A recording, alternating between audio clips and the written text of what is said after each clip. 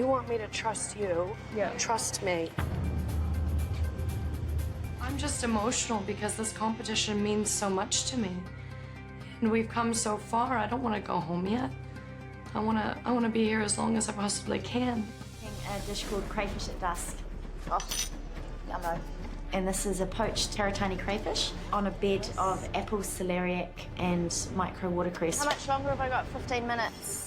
And I'm making a bisque as the sauce to represent the sunset. I want to do it the traditional way that the French do with the rice flour. And then I beat through butter and cream. The key is to cook off the flour. You need at least 10 minutes for it to cook, so you don't get a yucky sort of floury, thick, saucy taste. Okay, are we ready to go? Oh, I want a few more. Just a little bit higher. It's just not really noticeable. Better for you? Yes. Yeah, that's high. Away it goes.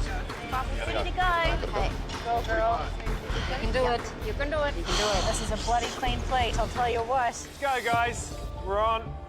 Go for it, girl. I'm walking up to tasting. I'm a bit nervous because I've got a bit of a theatrical part to my presentation. As they say down south, gentlemen, pink sky at night, fisherman's delight. Tell us about the dish. This is a poached caratani lobster with an apple celeriac and microcress salad with a mandarin dressing and a bisque sauce. And what have we got in the pipette? It's a mandarin oil for you to use at your own discretion. Presentation, Simon, what do you think? This one's not quite doing it for me as much as the others. I mean, they've all been so spectacular, and now I feel I've sort of come back a notch. Beck should have just poured the sauce in one place rather than all over, because it sort of just patches and doesn't look great. You want it to sort of pool and do its own thing, don't you? I'm really impressed with the guys. It looks great. It's very inviting. This is the cooking we've been looking for all along. 1, 2, 3, 4 elements done properly. I mean, that's how you win MasterChef. The mandarin oil, just to drizzle just a few drops over the top, which, you know, mandarin with crayfish, we know really works, don't we?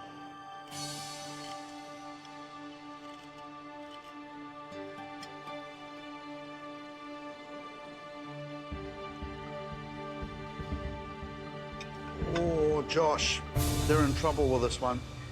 It's lacking any punch. It's crayfish with a julienne of apple salad that is not doing much for the dish at all, and a rather thick bisque sauce that is almost a little gummy. The boys' dish is really good, actually. The whitebait's lovely, the samphire is lovely. The blue nose is beautifully marinated, but they could have put a lot more marinade on the plate. But very interesting and well-executed dish, I think. It's all yours. Thanks. Okay, so up next is our venison. Elizabeth, can I help you with anything? No, I'm all good. You're all good? Okay. We asked Elizabeth if she needed help, and she said she did not need any help on any component whatsoever she was working on. Yeah, it is good. It just needs to reduce a bit more so that the flavor's a bit more punchy. If I need help, I'll ask for it. Otherwise, just please leave me alone. You don't need any help? When you've got constant people coming up to you going, "Are you okay? Do you need any help?" It can be frustrating. I can do it. I'm fine. Elizabeth is a strong person and she's a perfectionist, and she has a lot of pride in the food that she plates up. And yes, despite numerous attempts from the rest of the group to offer help, she didn't take it up. Do you want to leave it in the oven or is it going to overcook? It's going to come out shortly. When it comes to my own dish, it's really hard for me to accept people's help because I know that they're not going to be able to do it as good as I can. How did you know that? Well, there have been many occasions that has been proven. My mother always said to me, if you want something done right, do it your bloody self. Oh, far out. Can someone please help? Get out now? No, I just need some help over here, please. If we leave it in there too long, it will overcook. I know, Jen. I needed help, so I asked for help. I just need some jus. I just need this jus done. I was gonna thicken it with the gelatin, but I don't actually even know where it's gone, and it's gotta be heated, so I don't even know if I'm gonna bother. It's gonna be runny, it's gonna be... I really don't think that we realised how much trouble Elizabeth was in because she just refused any help. So the jus needs to be just heated a wee bit? Yes, please. Hey, Jamie. I'm trying to make this thicker for Elizabeth. There's some like gelatine stuff in there. Okay, She so said is just that... slowly heat it up. Jamie and I put in some gelatine that Elizabeth had prepared earlier to try and thicken it up a little bit to pop on the plate so it didn't run everywhere for her. How much time do you have left? I've got 11 minutes. Okay. I've been trying to help with the beetroot gel, but I didn't have enough time to help at that point, so I tried to put the gelatin into the warmed mixture and then chill it into the fridge, and there just wasn't enough gelatin in it. In future, I would have done just a bit more gelatin and then not needed it, as opposed to done a small amount and then needed it all. Okay. Do you know what I mean? For it to thicken up with the gelatine, we needed to cool it down. Cool. Pop it in. Throw it in the blast chiller. You know, we only had a few minutes left, and that was the fastest way to try and cool it down. As soon as it gets cold, it'll start to firm, and that should be fine. Thank you, Jamie. No problem. I'm gonna need that beetroot jus. I really need to get this on a plate. Where is it? That's chilling. What is wrong with this thing? Beetroot jus? I don't think it's thick, though. There's not much I can do Just about use it. The jus was too runny, so I'm having to rethink my plating at the last second. Because you've got like 1 minute, Jen. Do you want me to get a vessel for it? It could have been very easily avoided if we had had the conversation 15 minutes prior to the moment that we had it. Those are the white things. I might put it with the quinoa. It's cold. It can't be cold. It's gonna have to be. It's going to have to be. Are you serving it on a hot plate though? I forgot to warm it. Teaspoon, if you need a teaspoon, quick.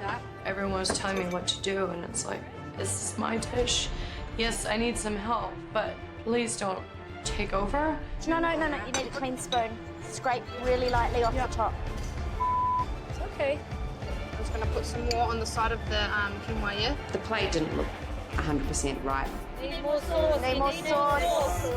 There wasn't enough sauce on the plate, and we as a team were all saying, look, needs more sauce, and she just wouldn't put more sauce on the plate, so... And it's quite a contrast to the rest of the time when all the other dishes were plating up.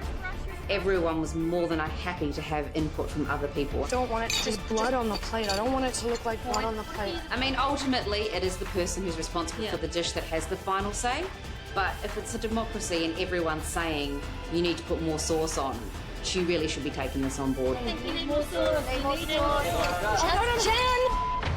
need more sauce. Can't do anything about it now. Don't tell me how to do things. But they just wanted to do the best so that we could win too, eh? They weren't trying to tell you what to do, they tried to do it for the team. It is a shame though, because all of us were so passionate about our menu and all of us wanted to help each other. It's a little bit sad that I guess what we envisaged as a team for that particular dish didn't end up. Elizabeth, what have we got? We've got a red tussock venison loin with vanilla butter and a coffee foam with a beetroot and port jus.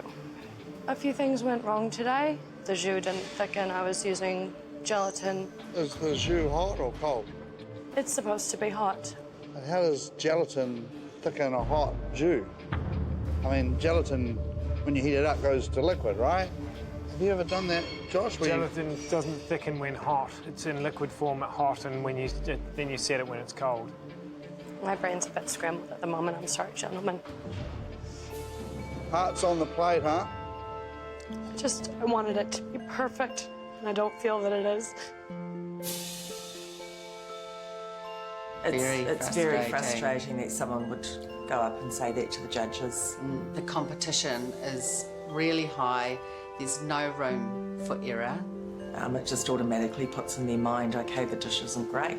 Puts the whole team in jeopardy. Josh, it looks like something's leaked out of the quinoa when they wanted a port and beetroot jus. I just don't think that has worked at all. This dish is very poor on the presentation. It's a complete contrast to this, which is Casey's dish. I love this. I love the little pile of rocks, the smoking wood chips underneath. I love the way the pork belly looks, stuffing, carrot. It's just so natural.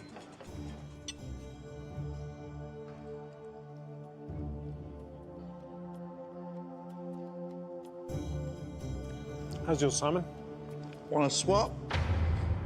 I mean, the venison is perfectly cooked, but everything else, you just struggle to taste it. You know, the vanilla butter's nice on top, but it needed more seasoning in the vanilla butter. The beetroot and port jus isn't a jus, it's just a flavourless coloured liquid on there that hasn't delivered. You know, I'm gutted for them, really. I'm sorry for yelling. It was just that I could just see drips going all over the plate. But if you need sauce, you need sauce. I know, but I didn't want it all over the plate. I wasn't going to put it all over the plate. I know you weren't. Jen and Elizabeth, they just can't seem to agree on anything. There's a more dominant person, Personality. and it just seems to crush the other person constantly. You want me to trust you? Yeah. Trust me. Elizabeth does get quite emotional, and she's also very much a perfectionist, and so that can see her not being able to let go and let other people, particularly here, the other partner in her duo, take over at times. Sometimes it's really difficult if you're holding on too tight. Maybe that does cloud your judgment, recognising when perhaps she needs help. It's not only the trust she has in Jen, but I think it's the trust she has in everybody. She needs to feel important. Being part of a team doesn't make her stand out. I'm just emotional because this competition means so much to me. And we've come so far, I don't want to go home yet. I want to be here as long as I possibly can. Fantastic looking dessert. So it's a licorice parfait with a lime syrup and lychee and lime sorbet with a sesame and licorice twirl. Great effort. Thank you. All right, join the others. Thanks.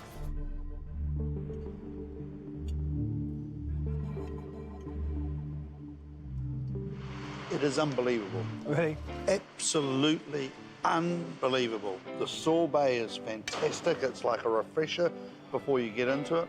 It's phenomenal. It's one of those desserts you wouldn't utter a word to anybody until you'd finished it, because you sure as hell wouldn't want to share it with anybody. Absolutely gorgeous. Isn't it beautiful? It was one of the creamiest parfaits I've ever had. What do you think of Jordan and Nikki's blue cheese course? I think it's very inventive. I'm left with something harsh on the back of my throat. There is a bit of harshness, and maybe it's the black pepper coming through from the shortbread that they've made. But when you eat it all together, the black pepper and the honey and the blue cheese, all the flavours work. I think it's really delicious. But you put it against Trudy and Shelley's licorice parfait, and it's it's a clear second, isn't it?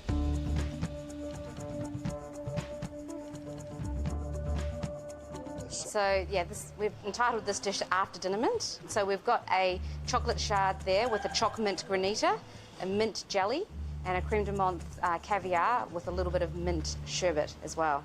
You guys get the hell out of here so we can eat these. Thank you.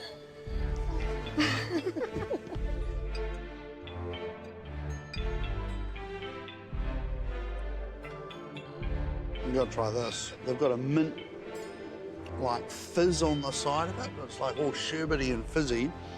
The creme de menthe caviar is just like this bang mint flavour. The granita's chocolate and mint, and then you've got this jelly over here that looks like a glass cube, and it's just this soft, perfect jelliness that just leaves you with this lovely, clean mint flavour. And then you've got the shard of chocolate. I just think it's a genius dish.